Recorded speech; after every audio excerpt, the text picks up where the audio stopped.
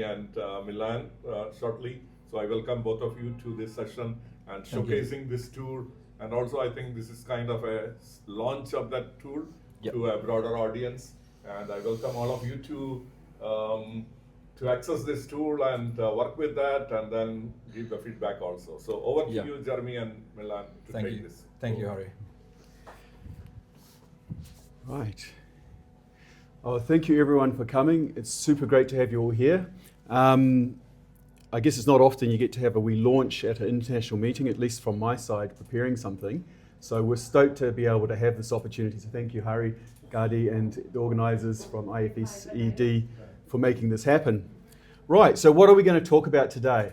Okay, so we're exploring the interlinkages between critical raw materials and the energy systems within the broader Nexus framework. But the more important part in terms of the content you're going to be seeing is we're launching an innovative tool, the Global Net Zero Resource Assessment, GloNZRA, to promote sustainable resources management. And we have an epic surprise that we're going to be launching today as well. And I've already mentioned that we've got the surprise for a few of you, so we're not going to mention what that is now, but let's take the next thing. Okay, this is a UN meeting, so let's start with the UN Charter. We, the peoples of the nations, determined to save succeeding generations from the scourge of war. Why is that important? Well, minerals are critical for military and civilian purposes. And of course, minerals can be used for things that are either military or civilian. What we use minerals for is a choice. What makes minerals critical is they're needed. I mean, we've needed them throughout time, the Stone Age, the Bronze Age, the Iron Age. But what makes minerals even more critical is when we have a loss of trust. Where we don't trust others will give us access to the minerals we need. And this is a problem for lots of reasons. But another area where there's arguably a loss of trust is the global response to climate change. I'm wearing a scarf here. It's got the climate stripes. It often raises a bit of tension. People say, where's it from? And it's about raising climate ambition by 2020. It hasn't aged very well. We haven't quite done what's needed. So it's hard to tell how bad global warming has to get before we do what it takes to limit climate change and its impacts. But luckily, there are people still committed to addressing climate change. And how do I know this? Because some of these people volunteered to help make the Global Net Zero Resources Assessment. So while we have many global challenges, I'm enthused by the fact that over half a dozen people from around the world can still work together week after week, turning up with the aim of understanding what the global transition means for our countries and our resources. Sorry, I'll get rid of that if it's okay. No, it's just... Okay. So, what is GloNZRA? Well, we're a group of volunteers from around the world, from the Chiaki Institute, which I have set up in New Zealand, Beat Cortex, which Milan here has set up in Hungary, the young people in Resources Management International, the RMYMG. And we believe climate change is a problem, and data can show us opportunities to solve this problem. So we're assessing fossil energy resources that drive climate change, renewable energy resources available to substitute for fossil energy and meet new demand, the mineral resources available to make renewable energy technologies, and of course carbon sequestration potentials, because we're in a global overshoot scenario. GloNZRA is an innovation story though. There's a global collaboration, the volunteers. There's GloNZRA Junior AI, which was presented at Resources Management Week, which Milan here made. We're applying the United Nations Framework Classification maturities to all the resource types. We're measuring all resources in vehicle equivalent units. We've created a net zero opportunities index where we look at all the countries of the world. And we have a net zero resources data narrative, which the user interface, which Milan will present later on. Okay, so let's look at this global collaboration. It started with an idea. Milan and I were introduced by someone from the expert group on resources management. We got together and thought, hey, maybe we could make something. We have a group of volunteers, and And then from the volunteers, we did a literature review. Milan here created the GloNZRA Junior, the AI user interface, which was presented at the expert group on Resources Management Week. More data was processed after that. And now we have a GloNZRA website. We're launching this website today at this very session. And we have the surprise that we're also launching at this session. So let's get back to the global collaboration. So Bianca here is the chair of the RMYMG, and when we were working, she realized, she said here, to help fill data gaps, volunteers from the Resources Management Young Members Group, RMYMG, have conducted a global literature review identifying potential sources of data. Volunteers provided references and links to potential data sources in Google Sheets. Collectively, we found over 100 potential data sources. However, the literature review had its challenges. Tien is another key member of our team, and he highlights here that national data sets exist, but often lack harmonization at global scale. Challenges include finding new and original sources. In many instances, data are quoted from the same existing sources, either USGS, the Energy Institute, or the British Geological Survey. Also, there is much more data available on viable resources and limited data on potential and prospective resources. We still have resource data gaps, especially when it comes for data for carbon sequestration potentials. Charles here has been helping manage the program and the project, and he highlights here that balancing a flexible volunteer schedule made project timing more of an art than a science. Adjusting deadlines became natural as new ideas came up and emerged. Having so many different opinions from people with various backgrounds also meant that no solution was off limits. And we found that these different perspectives that we each brought really strengthened the work we did. Okay, what else in this innovation story do we want to hear about? Well, applying the United Nations Framework Classification maturities to all resources. Only the UNFC is capable of classifying the maturity of fossil, renewable, mineral, and carbon sequestration resources. Who here is familiar with the United Nations Framework Classification for resources? Okay, who here is not so familiar with the UNFC? Okay, well, I'll quickly go through it. The UNFC has three different axes. We have the E-axis, which is your socio-economic, environmental, sustainability type axis. You've got your degree of technical feasibility axis, and you've got your degree of confidence. When you classify things using these three criteria, you end up being able to identify your viable projects, those are the ones which are ready to go. Your potentially viable projects, which take a bit more work to become mature. And then your prospective projects, which will take a whole lot longer before they become viable. But if you're looking at long term, this is the kind of thing you need to think about. So it's a really powerful classification where you can look at all types of resources, classify them in a standardized way, and get a sense of how close to market they are, how mature they are. And the UNFC is really the only framework which does that for all types of resources, which is why we've used it. Okay, back to the innovation story. Measuring all resources in vehicle equivalent units. Remember back in the old days, we used to measure things in terms of barrels of oil equivalent for energy? Well, we decided we needed something that we could measure all of the, after a big discussion with the team, we're like, hey, let's find a way to measure these things in a harmonized way. And I was like, okay, now we measure fossil, renewable, mineral, and sequestration resources in vehicle equivalent units. How do we do that? Okay, so what we do is we take the fossil energy and we see how many internal combustion engine vehicles they can power. We take the renewable energy and see how many EVs can be powered over their lifespans. We take the minerals and see how many EVs can be made with those minerals. And we take the sequestration potentials and we look at how many internal combustion engine vehicles will be taken off the roads. So suddenly we've got everything in one unit, the vehicle equivalent unit, which then means we can actually do an even more interesting comparison. Okay, back to the innovation story. So as you can see, there's a few innovations already. Creating a net zero opportunities index. So how do we do this? Well, remember, we've got the United Nations Framework Classification for resources. We've classified the resources in the same way in terms of viable and prospective. We've now got them all of the data in vehicle equivalent units. So we're able to take the renewable energy and add that to the mineral resources and the sequestration potentials in vehicle equivalents.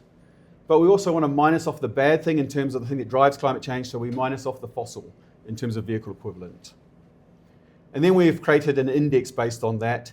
And at the this index speaks to two things. At the total level, if you've got a lot of resources, that's geopolitical power, yeah? But then there's a development opportunity. That's our per capita level of resources. So Iceland, for example, does very well in terms of per capita, not so well in terms of geopolitical, just not as big a number. So the index, the Net Zero Opportunities Index, takes the geopolitical and the development opportunity to give a sense of what does this mean, what does the net zero transition mean for your country? To what extent is it an opportunity? And we rank countries from 1 all the way down to 195. Okay, so what does GloNZRA look like? This is the grand reveal, and I'm going to pass it on to my colleague here, Milan, who's one of the most amazing programmers, who is able to turn around work in no time flat, but can just program anything. So, ta-da-da-da-da-da. Okay, was that too much? Thank you, Jeremy. Yeah, this is the new look of our UI, and it was an interesting task because we just have all this data, all this nice idea and indexes and everything, and we wanted to convert it somehow interactive to let people play with it and have the data and stories. And it basically was like sitting on these data and thinking about, okay, how should I present it on a UI? And one day nothing, second day nothing, and then came the idea, let's make like a story, like a visual novel, but it is interactive. Now we try to show you that live, so this is a live version, and on the map you can see the country rankings by those indexes, what Jeremy already mentioned. And on the left-hand side, you can see the main story, which is starting with the problem we have. Then you can go to our opportunities as a global something. And as you can see, there are some side stories. So like, what is GloNZRA? If you open it, there is an introduction, and all these things just combine together. Also, we have the units, the vehicle equivalent units. This is also a side story, just displaying how these things were calculated and how we concluded to these vehicle equivalent units. So there are some sides, and maybe there will be more as we heading ahead of these project and resources. And so the global opportunities are already presented.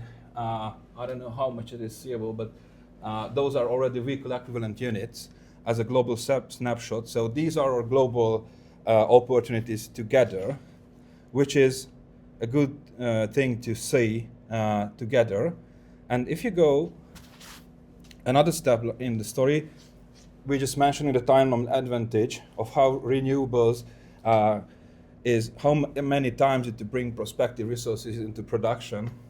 And by the way, and we just, as you can see, we are a bit of enforcing that you need to go through the story from problem to opportunities, because at the end, we think that this is the most interesting thing, because we can search for any country, and let's go for Jeremy's home country, New Zealand, and then you immediately see the rankings and index scores of this country, and definitely it is available globally. And then you can go and see some other numbers, and also we have annual resources, which are presented in electricity, minerals, fossil, and also carbon capture, which is an interesting part because we still didn't have enough data on carbon sequestration, but we're really eager to add this to the data which we have. But let's go back to the electricity, because you have the basic metrics. We everywhere has the basic units and also the vehicle equivalents, and also integrated the same color scheme as the UNSC has, just saying that and showing only the renewable energy what is the potential viable and prospective opportunities of this particular country. And obviously we are showing for all countries.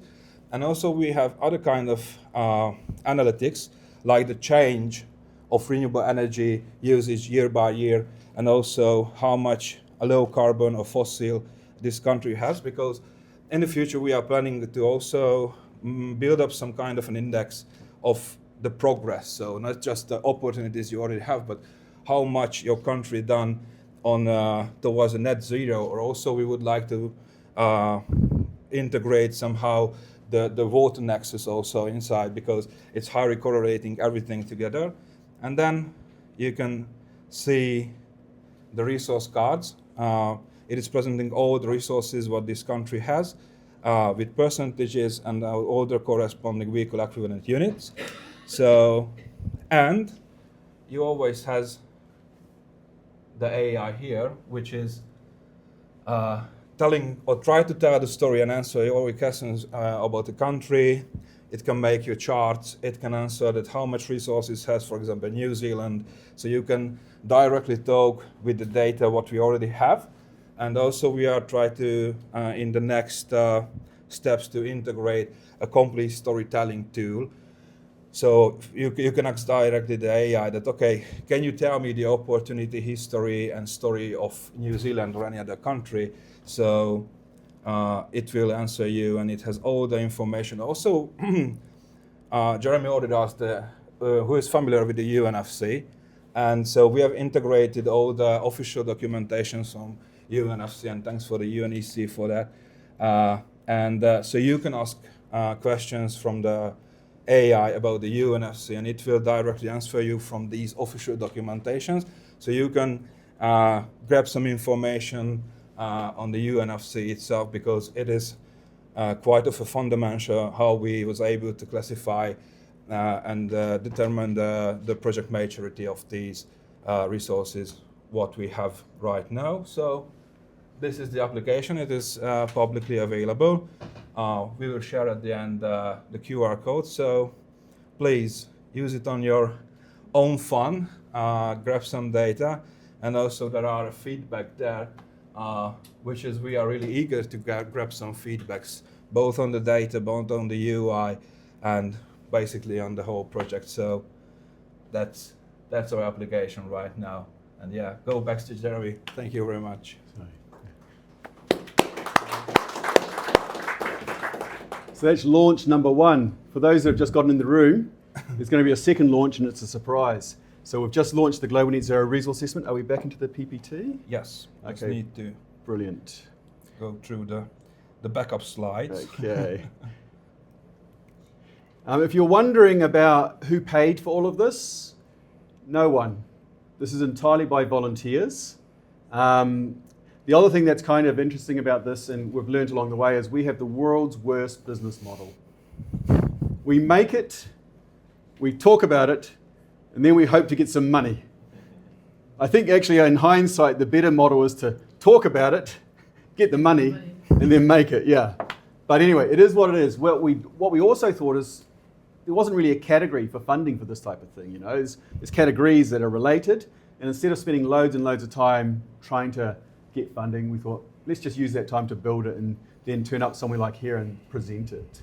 So that's the backstory. Okay, next steps for GloNZRA. So we're not stopped here. Milan's already mentioned some of the things, but the team are also looking at what next. So here we have Bianca and Dana and looking at developing an E-axis index for the national level UNFC application. So remember, the United Nations Framework Classification has those 3 axes, the E, F, and G.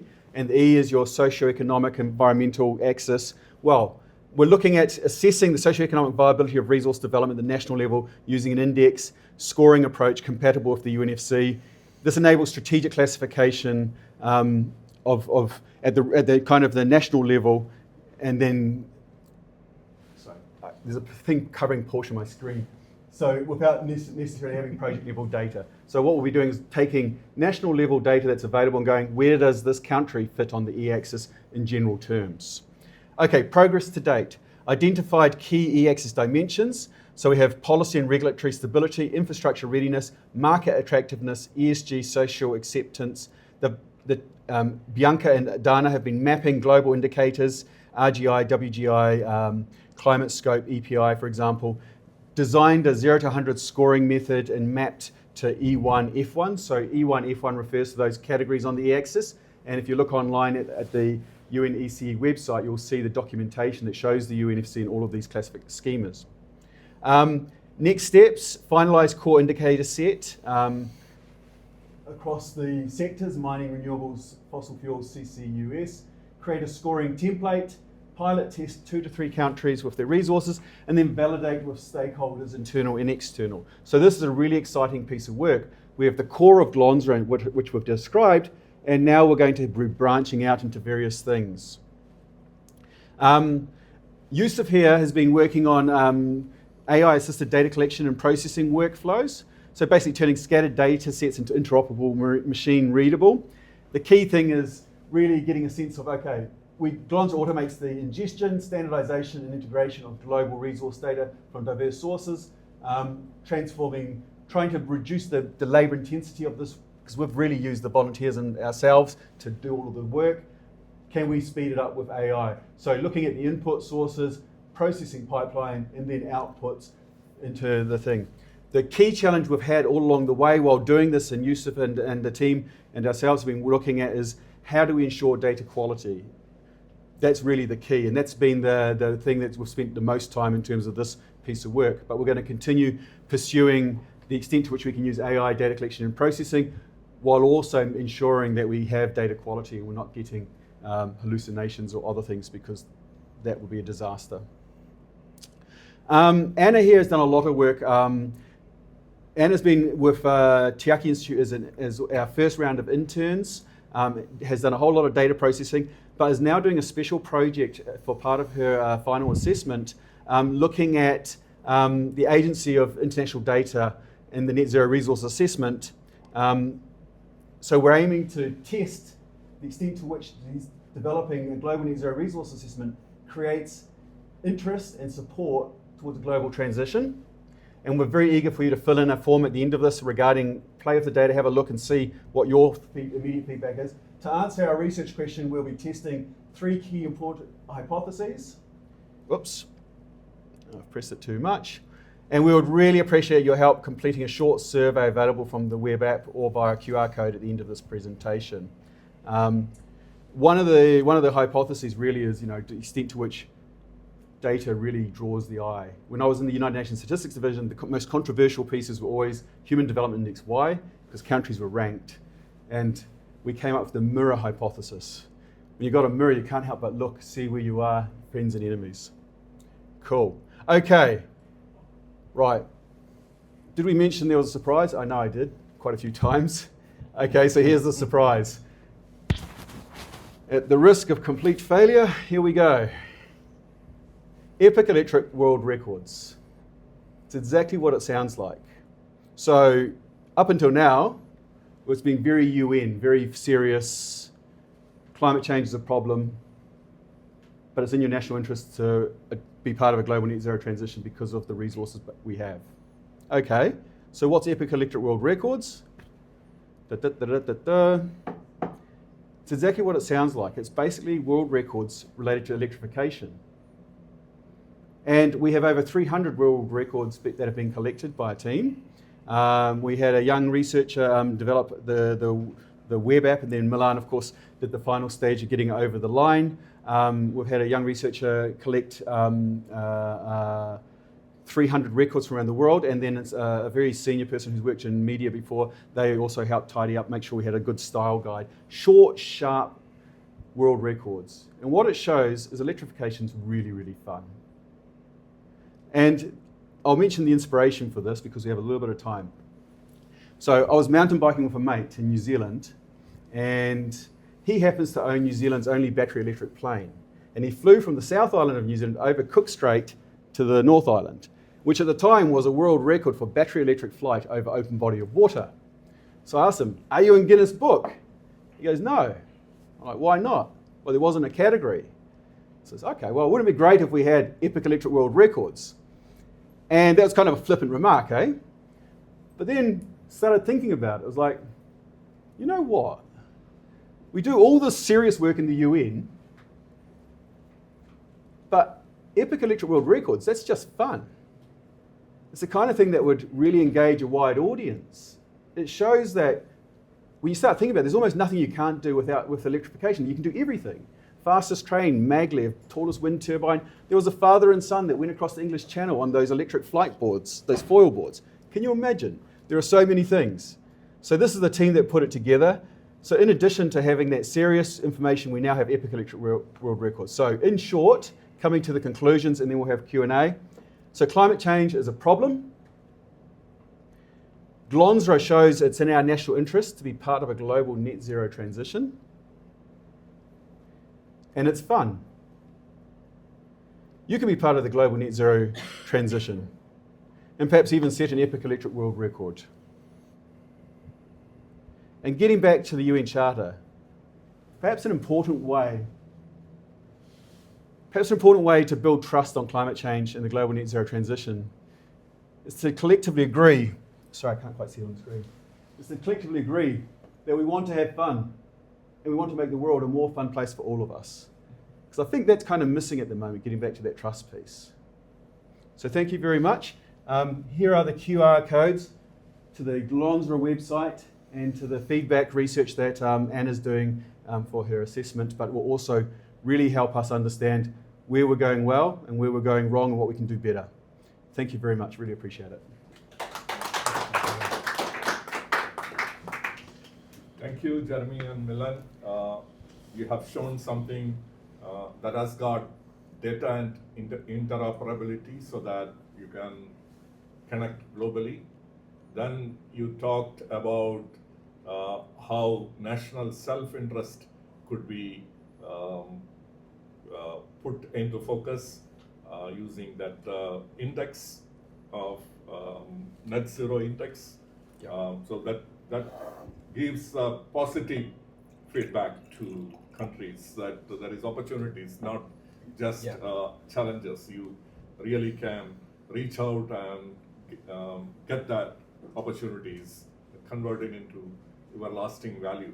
And number 3 is the epic challenge. Like you can make it not a very serious political debate, but a fun thing to act upon. So I think epic challenges are for nations, but it could be for individuals also. People can also contribute to electrification on greening the economy, not by their personal carbon footprints, by innovation, like what we are doing here. So this is wonderful.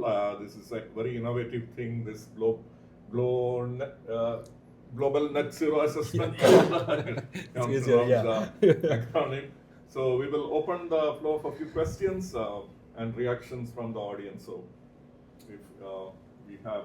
Can you put the slide with the links back on? Oh, yes. Yeah, thank you. Yeah. I'll just mention before we go to Simon the questions, you can also look it up online. If you look up GloNZRA, GLONZRA on Google, you should be able to bring it up.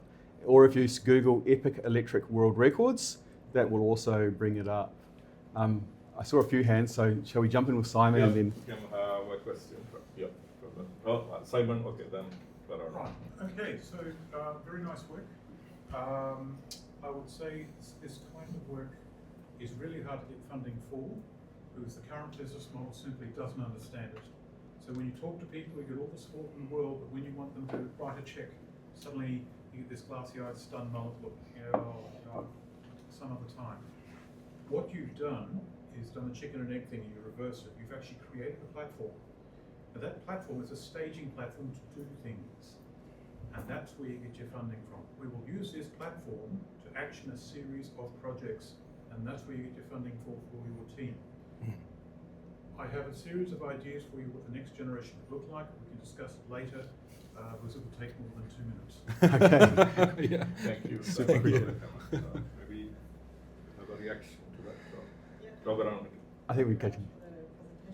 I just had a question regarding the carbon sequestration part, because still when I understood you quite missing data, like what kind of data sets do you use? Yeah.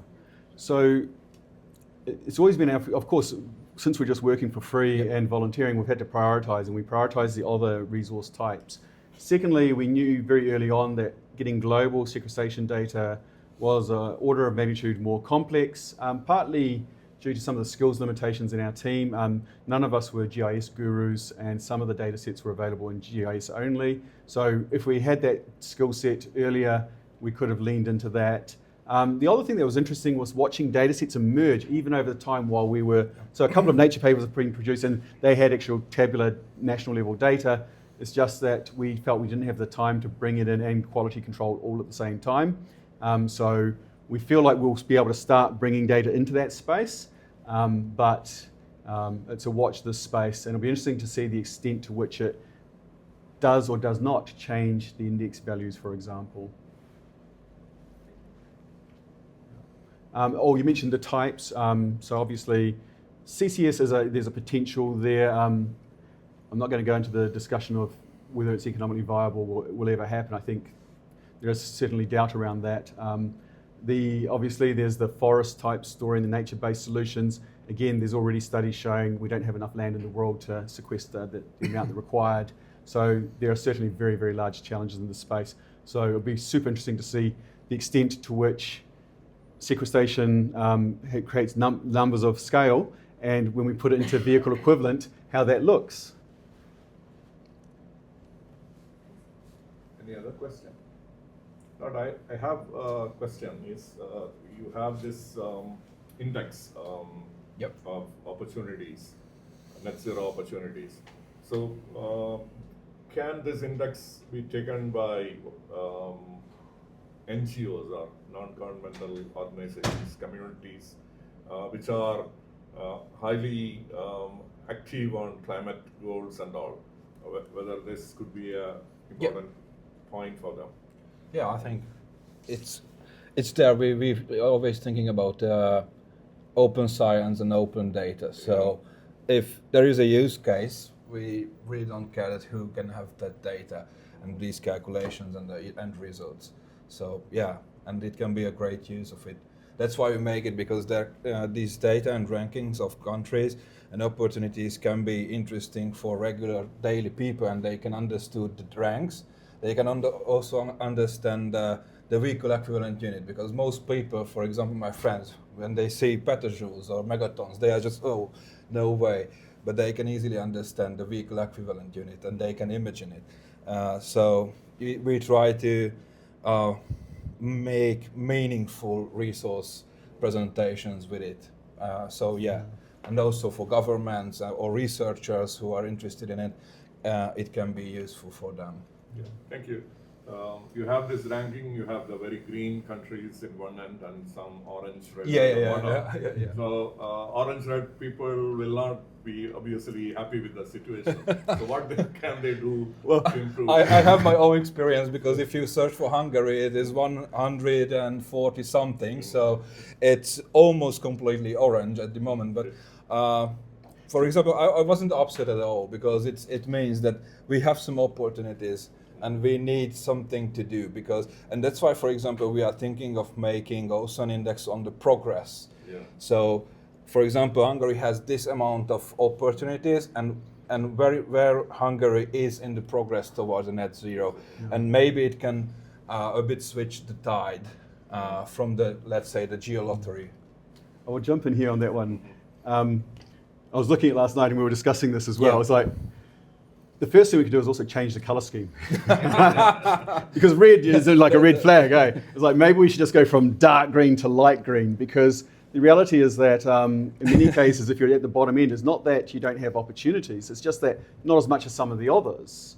And getting back to Milan's point, in most cases, countries have only barely scratched the surface of what they can do with renewables in many cases. So showing that progress is so important. I wanted to mention one other thing that's really important in terms of data and giving a fair comparison. You know, the UNFC helps with that, but some of the other things that really helped with that was, remember the barrels of oil equivalent versus the vehicle equivalent? Well, barrels of oil spoke to chemical energy and, you know, the chemical energy in a barrel of oil. And then we would compare that with renewable energy. And renewable energy was typically measured in terms of the electricity that can be generated from wind or solar. That's the useful energy, because almost all of that can be turned into motion. And if you're turning it into heat, you can actually double it with a heat pump. But the chemical energy, if you're doing motion, 33% maximum. So primary energy already creates a massive distortion in the numbers in terms of when you're comparing fossil and renewables. And if you're talking about heat, you get 80% of the fossil. But of course, the renewables, you double it, or even 3 if you've got a super efficient heat pump. So vehicle equivalent has a really interesting thing. It takes that into account already, because we've had to do the conversion factors for losses and other things. It shows the useful energy when we're doing that energy comparison. So there are lots of the innovations in here are quite subtle in some cases. We wanted to make it fun so that it lands with a wide audience. But at the same time, there's some really serious and interesting things underneath that, which I think you wouldn't know unless we told you about it. I need to mention one other thing though. Leonardo's sitting at the back there. We love your data. We use a lot of the data from the United Nations Statistics Division, and we thought that was a really great data source that helped us a lot. So thank you very much. Thank you. Leonard. You're very nice now, and yeah, I want to be very nice. I think the idea of having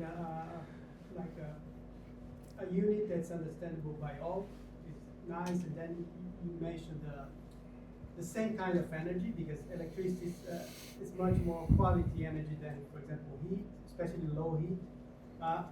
But we used to have something similar before, but we decided to use the physical content of energy in our in the international methodology because of the different technologies. What one plant can do with coal is not the same as the other one can do. So yes, keep this new unit. It's going to attract a different audience, but don't replace the old units yet. Yeah. Leave the terajoules, the oil, the barrels of tons of oil equivalent, and even tons of coal equivalent, like they still use in China. Yeah. So, yes. And you raise an important point there, because which units do we choose? We've also been criticized. I'll give you some of the criticisms we've had to date, for example. It's like, why did we choose EVs? You know, we could have done scooter equivalent. We could have done bus equivalent. We had to choose one because we needed something that was just generalizable. So we chose one that is intuitive, that many people aspire to around the world. So therefore it gives a gut feel. But and the other thing I think that's really important to mention, and this relates to actually your work, Simon, before we come to you, is this is a really simple product. So actually, what are we trying to achieve with this? You might go, okay, are we trying to solve the world's problems? No.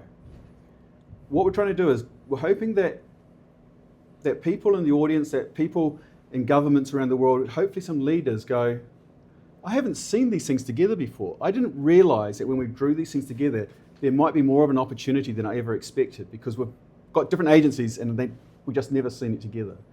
What we're hoping for is this. We're hoping that countries and leaders might go, maybe it's possible. And then ask their officials and others to do the homework required to unpack the issues of what it really takes. So this is a very simple product. We focus on the natural resources deliberately because it's foundational, but to actually make the systems that we need, and you've heard it in the other sessions, is way more sophisticated and requires a much more complex analysis than what we have. So we're just hoping to get people over the line going, maybe, and then on that pathway, so that we just increase the global response, the net zero transition, that little bit extra at each stage, and that's how we bend the curve. Sorry. Right, so this is something I've actually come across in my work. The problem you have is you are engaging across the entire value chain. And the value chain it's different languages and different metrics and units all the way along. And it's not a question of which one is better, it's just each sector does their own things. Now the way around this, I call this the Rosetta matrix. It's a conversion interface to convert one set of units and one set of concepts into another. And across all metrics of energy, materials, time, there's lots of things you can wedge in it, and that can be like a layer that sits under your existing work. Yeah. So someone could interact with your website, and then you could dial up, I want these units in terawatt hours. I want these units in exajoules, or whatever. So this is actually something I sort of come across before. It's not, you're never going to be able to make everyone happy. Yeah, So obviously. what you need to do is you just choose who you make happy, and everyone else is they're on their own. Yeah. I mean, it's quite the same. So, for example, as you can see on the application, we are showing in basic units now and on vehicle equivalent. It's quite correlating what you've said. That so we already have on top of the data layer these options. Just need to integrate. So, for example, many resources and then provide the users the option to choose. So you need to have an finish array right of soon. units. We'll take a selfie. Yeah. Okay. You can have an array of units. May I suggest exergy? Look at exergy. Mm. That there's not just one thing, you'd have 4 or 5 things in each part as you go along. Yeah. Love it. I want to grab a selfie before we go. Is that okay? Okay, yeah, we will have final. I'll take it for you. We'll do a selfie this way. Harry and sorry, if you guys want to get into the picture, that'd be great. Straight to the internet. Straight to the internet. 1, 2, 3. One with the hands up, guys. Woo! Yeah. Cheers. Thank you so much.